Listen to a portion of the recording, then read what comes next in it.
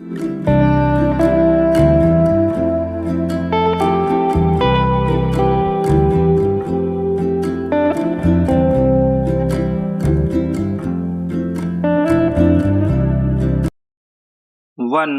To three start. Nehru स्मारक संग्रहालय एवं पुस्तकालय यानी NMML का नाम प्रधानमंत्री संग्रहालय एवं पुस्तकालय अर्थात PMML करने पर कांग्रेस नेताओं ने जैसी तीखी आपत्ति जताई और मोदी सरकार पर हमलावर हुए, उसका औचित्य समझना कठिन है।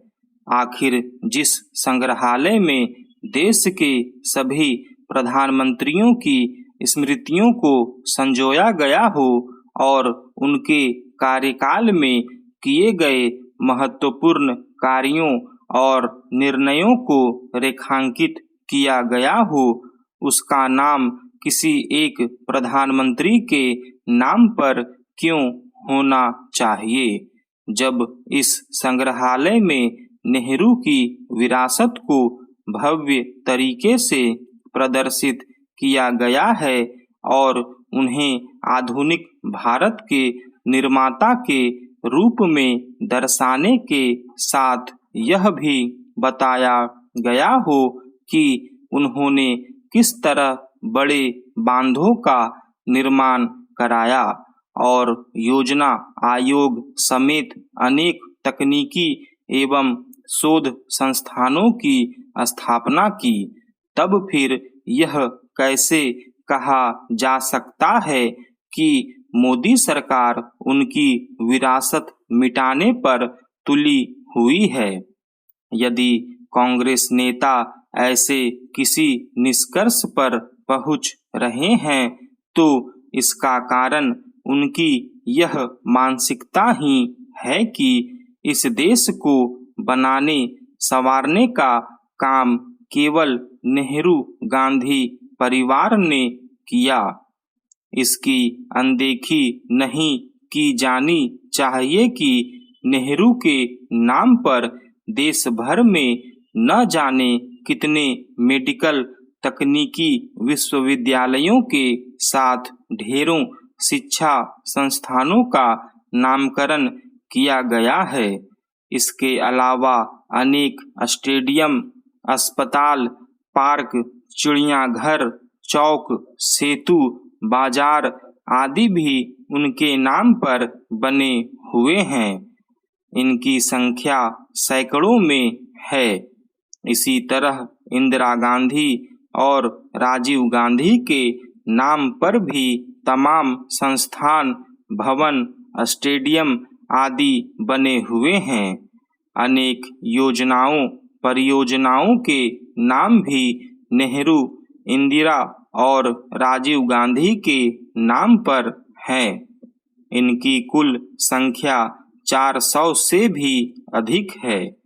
नेहरू, इंदिरा और राजीव गांधी की तुलना में सरदार पटेल, लाल बहादुर शास्त्री आदि कांग्रेसी नेताओं के नाम वाले संस्थान और भवन इने गिने ही हैं। एक तथ्य यह भी है कि नेहरू, इंदिरा गांधी को तो उनके जीवन काल में ही भारत रत्न से विभूषित कर दिया गया, लेकिन सरदार पटेल और डॉक्टर भीमराव अंबेडकर आदि को बहुत बाद में देश का यह सर्वोच्च सम्मान प्राप्त हो सका। सरदार पटेल को तो उनकी मृत्यु के करीब 40 साल बाद यह सम्मान मिला। इसी तरह अंबेडकर को भी यह सम्मान प्रदान करने में बहुत देरी हुई। इससे भी सभी अवगत हैं कि राजीव गांधी को किस तरह उनके निधन के चंद दिनों बाद ही भारत रत्न प्रदान कर दिया गया था। इससे इनकार नहीं कि नेहरू गांधी परिवार का देश के निर्माण में बहुत योगदान है और उसे विस्मृत नहीं किया जा सकता। लेकिन कांग्रेसी नेताओं की ओर से यह माहौल बनाना ठीक नहीं कि देश के लिए सब कुछ नेहरू गांधी परिवार ने ही किया। यह एक तरह की सामंती मानसिकता है। कांग्रेस नेताओं की ओर से नेहरू गांधी परिवार का महिमामंडन समझ में आता है, लेकिन वह चाटुकारिता का पर्याय नहीं होना चाहिए। यह प्रशंसनीय है कि राज्य सरकार शिक्षा व्यवस्था को दुरुस्त करने का लगातार प्रयास कर रही है। शिक्षण संस्थानों में बच्चों की उपस्थिति को लेकर विभाग ने सख्त रुख अपनाया है।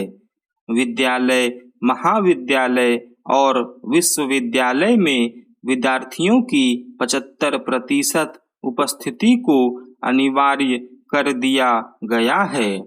विभाग को शिकायत मिल रही थी कि नामांकन के बाद कई विद्यार्थी कक्षा से गैर हाजिर रहते हैं और उनके परीक्षा परिणाम अपेक्षा के अनुकूल नहीं आते। कई ऐसे विद्यार्थी भी हैं जो अपने अभिभावकों को बिना बताए संस्थान से गैर हाजिर रहते हैं। ऐसे बच्चों के अभिभावकों को नोटिस भेजा जा रहा है। बच्चों को विद्यालय या महाविद्यालय भेजने का आग्रह किया जा रहा है। इसका असर दिखने भी लगा है। कई संस्थानों में बच्चों की उपस्थिति बढ़ गई है। कुछ संस्थानों में नोटिस देने के बावजूद उपस्थित नहीं होने वाले बच्चों के नाम भी काटे जा रहे हैं। दरभंगा के एक महाविद्यालय में करीब 3 दर्जन विद्यार्थियों के नामांकन इसलिए रद्द कर दिए गए क्योंकि वे लगातार अपनी कक्षाओं में उपस्थित नहीं हो रहे थे। अनुशासन बनाए रखने के लिए ऐसी सख्ती जरूरी है।